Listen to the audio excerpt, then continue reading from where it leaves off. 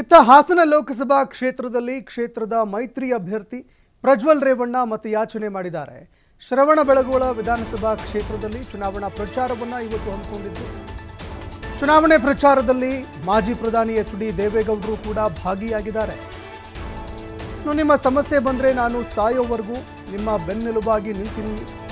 ನಮ್ಮ ಪಕ್ಷಕ್ಕೆ ಕೈ ಮುಖಂಡ ಸುನಿಲ್ ಸೇರ್ಪಡೆ ಆಗಿದ್ದಾರೆ. ದೇವೇಗೌಡರ ನೇತೃತ್ವದಲ್ಲಿ ಕಾಂಗ್ರೆಸ್ ನಾಯಕರು ಜೆಡಿಎಸ್ಗೆ ಸೇರ್ಪಡೆ ಆಗ್ತಾ ಇದ್ದಾರೆ. ಹೀಗಾಗಿ ನಿಮ್ಮ ಋಣದಲ್ಲಿ ನಾನಿರ್ತೀನಿ. ಈ ಬಾರಿ ವೋಟ್ ಹಾಕಿ ಮೊಮ್ಮಗನನ್ನು ಗೆಲ್ಲಿಸಬೇಕು ಅಂತ ಮಾಜಿ ಪ್ರಧಾನಿ ದೇವೇಗೌಡರು ಮಾತನಾಡಿದ್ದಾರೆ.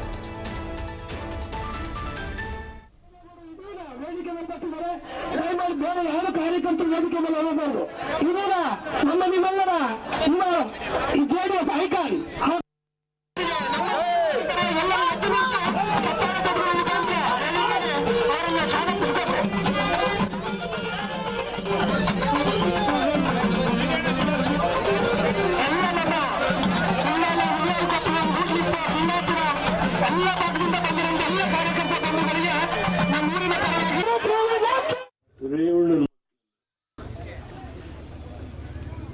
ಮೂರು 3,000 ಜನ ಮಕ್ಕಳಿದ್ದಾರೆ. ಹೋಗಿ ನೋಡಿ, 3,000 ಜನ ಮಕ್ಕಳು. ಇವತ್ತು 500 ಹೆಣ್ಣು ಮಕ್ಕಳು ಹೊರಗಡೆಯಿಂದ ಬಂದು ಊರಿಗೆ ಹೋಗ್ಲಿಕ್ಕೆ ಆಗಲ್ಲ ಅಂತ ಹೇಳಿ ಅವ್ರಿಗೆ ಊಟ ಮಾಡಲಿಕ್ಕೆ ಫ್ರೀ ಹಾಸ್ಟೆಲ್ ಮಾಡಿಸಿದ್ದಾರೆ.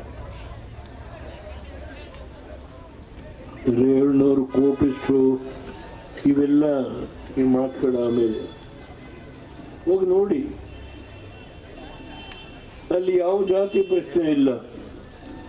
ಎಲ್ಲಾ ಸಮಾಜದ ಮಕ್ಕಳು ಇವತ್ತು ವಿದ್ಯಾಭ್ಯಾಸ ಮಾಡ್ತಾರೆ.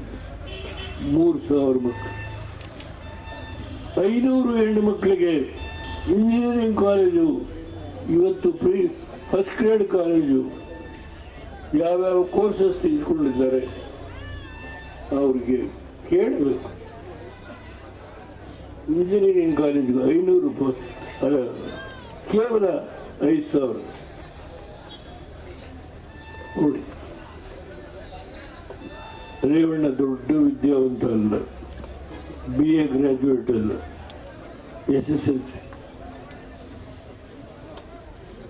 ಅವರಲ್ಲಿರ್ತಕ್ಕಂಥ ಒಂದು ಮನಸ್ಸಿನಲ್ಲಿ ನಮ್ಮ ಮಕ್ಕಳು ಮುಂದೆ ಬರಬೇಕು ಅನ್ನುವ ಛಲ, ಹಠ ಆ ಮನುಷ್ಯನಿಗೆ.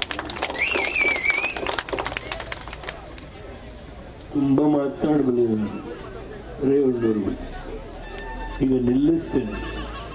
ಅದು ಹಿಂದೆ ನೀವು ಸ್ವಲ್ಪ ಮಟ್ಟಿಗೆ ನೀವು ಬರೀ ದಂಡಿನಳ್ಳಿ ಹೋಬಳಿ ಅಲ್ಲ, ಇಡೀ ರಾಜ್ಯದಲ್ಲಿ ಯಾವ ಕುಮಾರಸ್ವಾಮಿ ಅವರು ಪಂಚರತ್ನ ಕಾರ್ಯಕ್ರಮ ಮಾಡಿ ಪ್ರತಿ ಒಂದು ಪಂಚಾಯತಿನಲ್ಲಿ ಒಂದೊಂದು ಹಾಸ್ಪಿಟಲ್, ಅಲ್ಲಿ ಎಲ್ಲಾ ತರಹ ಸೌಲಭ್ಯ ಒಂದು ಪಂಚಾಯತಿಗೆ, ಅಲ್ಲಿ ವಿದ್ಯಾಭ್ಯಾಸ ಮಾಡಲಿಕ್ಕೆ ಎಲ್ಲಾ ರೀತಿಯ ವಿದ್ಯಾಭ್ಯಾಸ ಮಾಡಲಿಕ್ಕೆ